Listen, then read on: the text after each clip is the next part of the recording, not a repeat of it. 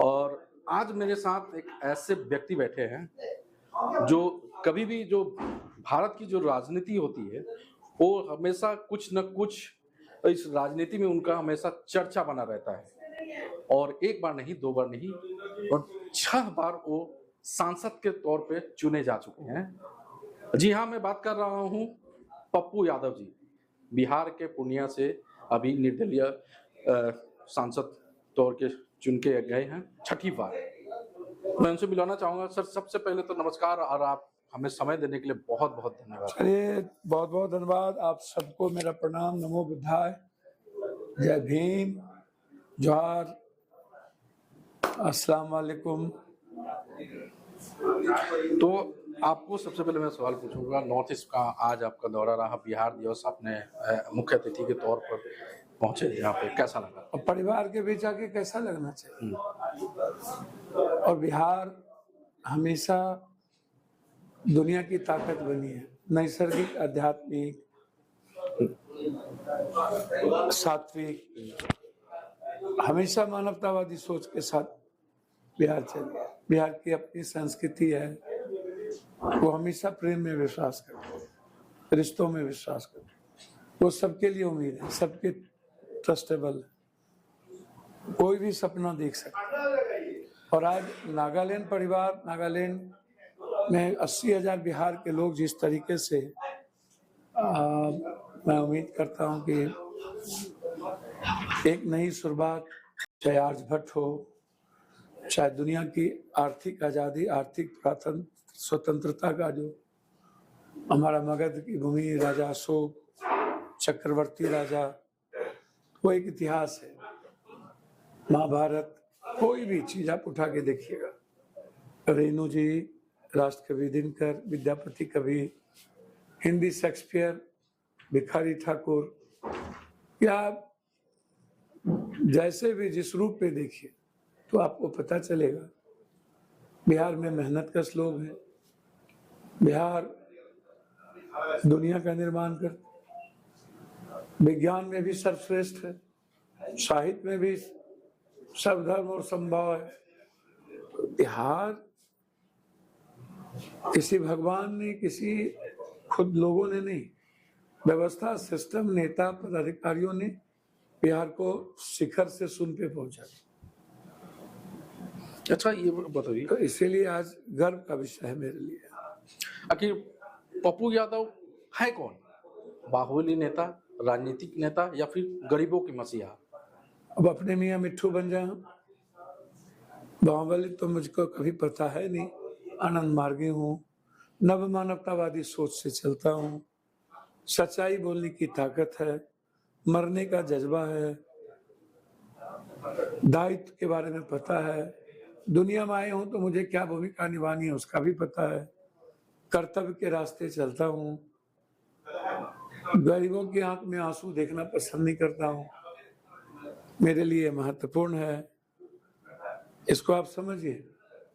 आम आदमी न्याय के लिए पप्पू यादव जाना जाता है, इसको आप जान लीजिए। आप इसको समझिए कि ये जो जहां से सारे रास्ते बंद होते हैं वहीं से पप्पू का रास्ता शुरू। आखिर पप्पू यादव सिर्फ अकेले क्यों गरीबों के सेवा में? अब दुनिया में कौन क्या करते हैं तो मुझको नहीं पता ना। हमेशा one of the destiny, one of the creator, जो क्रिएट किया है दुनिया, उन्होंने जिस रूप में मेरी भूमिका तय की मैं करता हूँ। डेस्टिनी हमसे ज्यादा अच्छा सोचती है ना, वो जो रास्ता देता है वो करता हूँ, परिस्थितियां हीरो बनाती है। अफसर किसी को सब लोग नहीं चुन पाता है, हम अफसर को चुनते हैं। हम दुनिया में क्यों आए उसका मुझे पता है। ईश्वर, यदि भगवान, ईश्वर, अल्लाह, राम, रहीम, नानक, बुद्ध, खान, कबीर, सबके रास्ते अलग हो सकते हैं, लेकिन पहुंचना तो प्रेम के पास, पहुंचना तो कल्याण का, विश्व कल्याण, मानव कल्याण। तो मेरी जो दायित्व है ईश्वर ने, किसी गॉड ने, डेस्टिनी ने जो दी है, और जो दायित्व संविधान बाबा साहब अम्बेडकर, गांधी, सुभाष चंद्र बोस, भगत सिंह, सरदार पटेल, नेहरू, जिन लोगों ने एक विराट भारत को देखा, ऋषि, सूफी, संत के भारत को, पेरियार, सावित्रीबाई फुले, कबीर, जिन्होंने सपना देखा, संत रविदास, मन करे चंगा तक कठौती में गंगा, उस भाव के लिए पप्पू यादव जाने जाते हैं। और इसीलिए मेरी एक ही पीड़ा है कि गरीबी खत्म होने से आम आदमी के भीतर अभाव ना हो, डर ना हो, आम आदमी को जीने की, मुस्कुराने का अवसर मिले, उनके जीवन की खुशियां को ढूंढो। कोई भी देश समाज, आप अपने पड़ोसी में झगड़ा कर लो, गोली चला लो, तो आपकी प्रगति रुकेगी कि नहीं? पड़ोसी से झगड़ा हो जाए, देहात में झगड़ा हो जाए और 10 केस हो जाए तो आपकी प्रगति रुकेगी कि नहीं? तो फिर यदि समाज में नफरत, डेली केस हो, विचारों का झगड़ा हो, तो देश की प्रगति रुकेगी कि नहीं? तो ये सोचना समझना बहुत जरूरी। हमेशा इसीलिए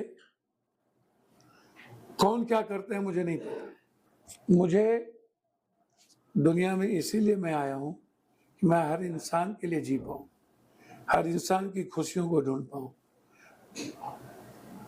जस्टिस करने की मेरे भीतर असीम ताकत हो, मैं एक अच्छा इंसान रहूं। देना ना देना दुनिया, परिस्थितियां हीरो बनानी होगी, दुनिया जाने। मुझे ना गरीबों का मसीहा बनना है, ना कुछ बनना है।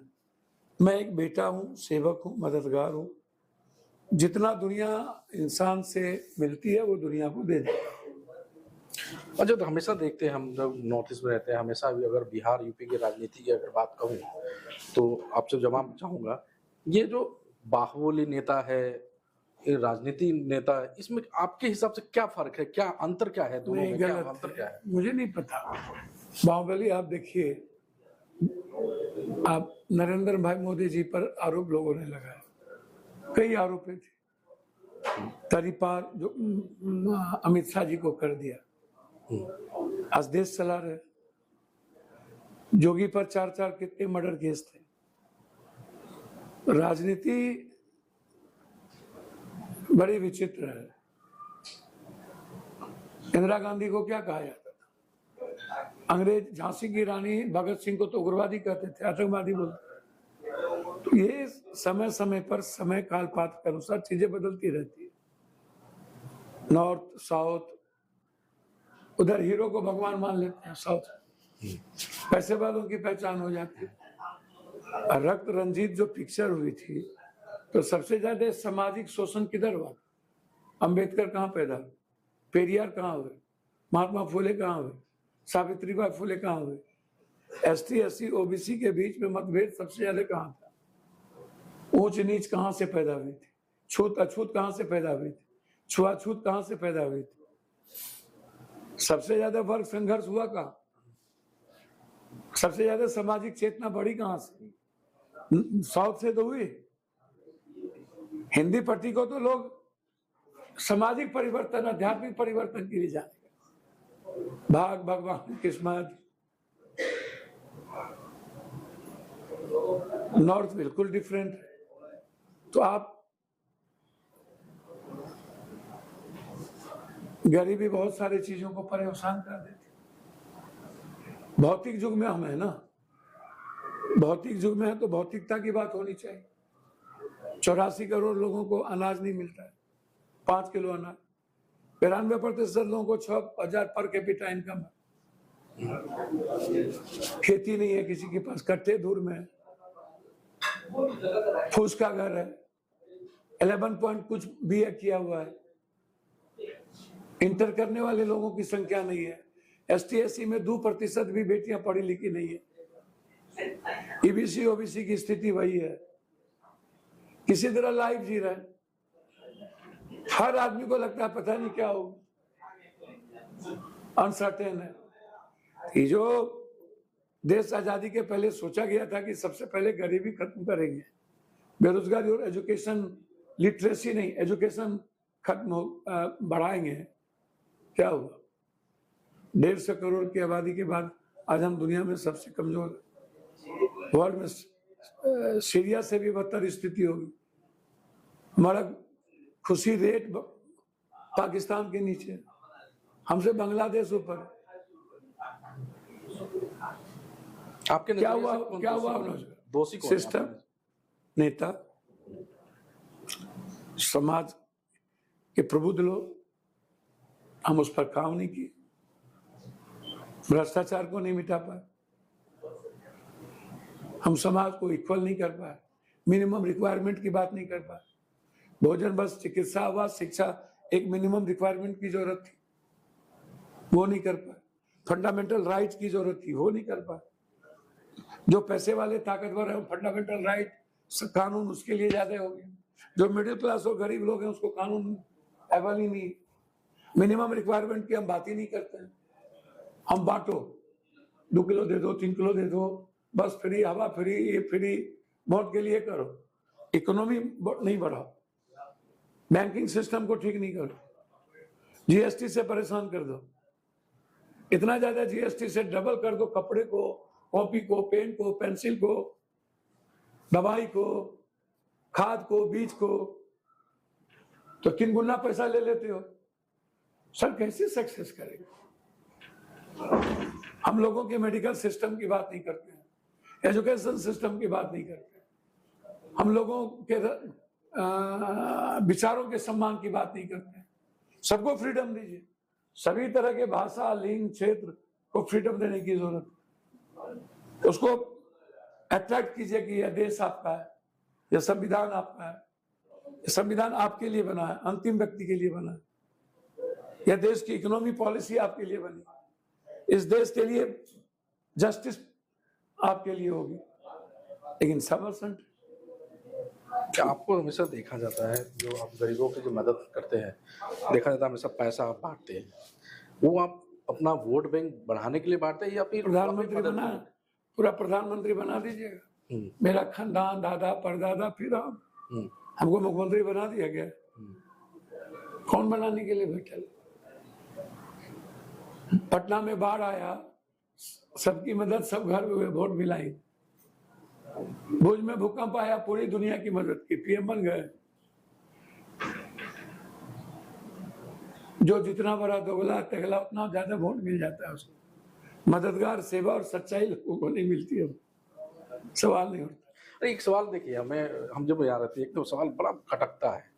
अगर पूरे देश की अगर राजनीति को एक तरफ रखे और बिहार की राजनीति को अगर एक तरफ रखे, ये तो बिहार की राजनीति जब बात आ जाती है तो वहाँ पे जातिवाद वो जो बढ़ती जा रही है, ये आपके हिसाब से आने वाले दिनों में और बढ़ेगी या फिर खत्म होने की कारक है? किस जाति का प्रकाष्ठा नहीं है क्या? आप बिहार को क्यों ले रहे हो? हमें जैसे नहीं, आप मणिपुर को देखो ना, यहाँ नागालैंड में नहीं है क्या? यहाँ आप जो क्रिश्चियन है उनका कल्चर, अन लोगों का कल्चर, 10,000 आदमी के बीच में बेटियों का बलात्कार, ये क्या है? ये दुनिया में कभी हुआ क्या? लिंगायत बोकलिंगायत साउथ में नहीं है क्या? साउथ में सबसे ज्यादा एबीसी एसटी एससी का ये जो रक्त चरित्र पिक्चर बना था, ये किस पर बना था? हाँ, गरीबी और भुखमरी, पैसा जहाँ अभाव है वहां जातिवाद ज्यादा है, वहां हिंदू मुसलमान ज्यादा है। भारत की 4 थ्योरी है, money will must first and just, after money sex will must first and just, after sex caste will must first and just, after caste religion will must first. इसी थ्योरी पर तो ये देश की स्थिति है। इकोनॉमी की बात हम करते ही नहीं। तो जहां आप आज 10 लाख रुपया की व्यवस्था कर दो मंथली, 1 लाख, देखो जाति धर्म जब खत्म होता है, लोग अपने लाइफ जिएंगे, अपने बच्चों की बात करेंगे। जहां गरीबी है, अभाव है, निरक्षरता है, बेरोजगारी है, वहां जात ज्यादा है, वहां धर्म मजहब ज्यादा है। नागालैंड में जो बिहारी है देख लो, वो जात पात नहीं करता है। महाराष्ट्र में जो है वो जात पात नहीं करेगा। हिंदू, उसको फुर्सत ही नहीं हिंदू मुसलमान करने की।